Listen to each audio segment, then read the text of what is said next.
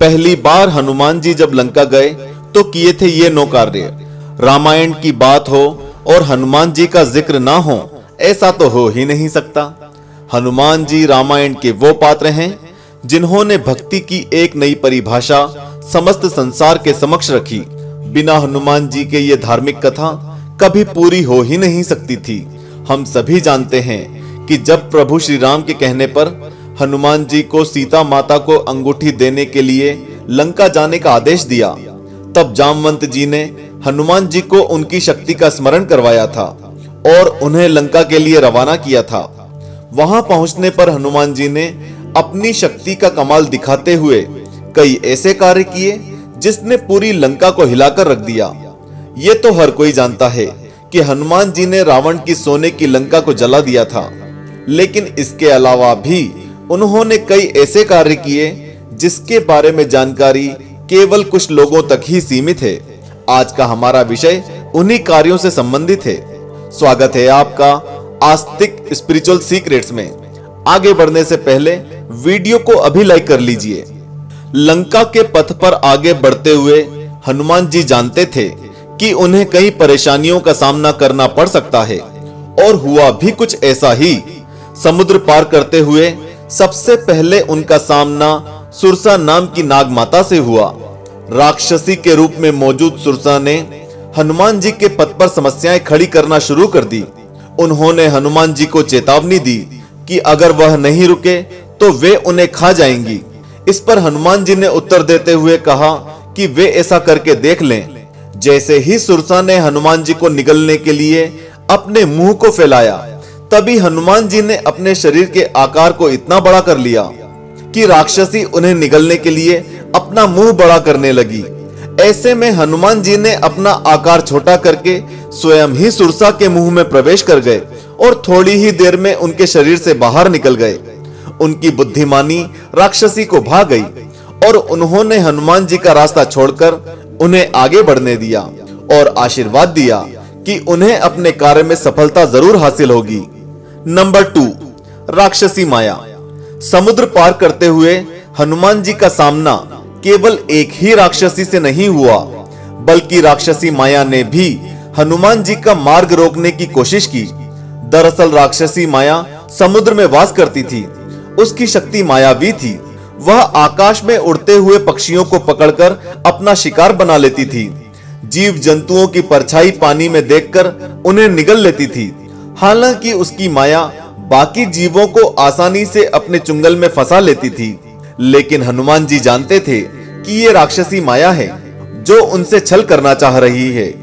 इसलिए वह उस छल में नहीं फंसे और उन्होंने उसका वध कर दिया। नंबर 3, विभीषण से मुलाकात। लंका जाकर हनुमान जी को प्रभु श्री राम का नाम जपता हुआ सुनाई दिया। एक पल को हनुमान जी सोच में पड़ गए कि इस लंका में प्रभु श्री राम का नाम जाप कौन कर रहा है, और वो आवाज सुनते सुनते विभीषण के महल में पहुंच गए और उनकी भेंट विभीषण से हुई। राम जी के पद चिन्ह देखने के बाद विभीषण खुश हो गए। हनुमान जी ने विभीषण को राम के बारे में बताया और उनकी मुलाकात राम जी से कराने का वचन दिया। नंबर 4, सीता माता से मुलाकात। हनुमान का यह कार्य सबसे जरूरी था, जिसके तहत वे अशोक वाटिका में पहुंचे। माता को परेशान देखकर उन्होंने उनसे मुलाकात की।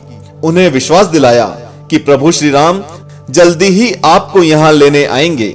भगवान राम की दी हुई अंगूठी माता को देकर उनके दुख का निवारण किया। नंबर 5, अशोक वाटिका को उजाड़ना। हनुमान जी ने सीता माता से मुलाकात के बाद पेट पूजन करने के बारे में सोचा। इस विचार से अशोक वाटिका से फल निकालकर खाने लगे। जब राक्षसों ने उन्हें रोकने का प्रयत्न किया तो हनुमान जी ने पूरी अशोक वाटिका ही उजाड़ दी और कई राक्षसों का वध कर दिया। नंबर 6, अक्षय कुमार का वध। हनुमान जी द्वारा मचाई गई बर्बादी देखने के बाद रावण ने उनके वध के लिए अपने पुत्र को भेजा, लेकिन हनुमान जी ने बहुत आसानी से एक बड़े वृक्ष को अक्षय पर दे मारा, जिसकी वजह से कई राक्षसों समेत उसकी मौत हो गई। रावण हनुमान जी को एक साधारण वानर समझ बैठा था। नंबर 7, मेघनाद से युद्ध। अक्षय के वध के बाद रावण ने क्रोध में आकर अपने बलशाली पुत्र मेघनाद को हनुमान जी को पकड़ने का आदेश दिया। मेघनाद जान चुके थे कि ये कोई मामूली वानर नहीं है। ऐसे में हनुमान जी को पकड़ने के लिए उन्होंने ब्रह्मास्त्र का प्रयोग किया। इस शस्त्र का मान रखने के लिए हनुमान जी मूर्छित होकर गिर पड़े, जिसके बाद मेघनाद हनुमान जी को बंधक बनाकर रावण की सभा में ले गए। वहां रावण को क्रोधित होता देखकर हनुमान जी ने उन्हें राम की शरण में जाने की शिक्षा दी, लेकिन अपने अहंकार में चूर रावण कहां हनुमान जी के असली स्वरूप को समझने वाला था। नंबर 8, लंका दहन। हनुमान जी के मुख से राम नाम का जाप सुनकर रावण अपने क्रोध पर काबू नहीं रख पाया और उसने आदेश दिया कि हनुमान जी की पूंछ पर आग लगा दी जाए ताकि वह बिना पूंछ के वानर बन जाए। लेकिन रावण को उसका यह विचार भारी पड़ गया।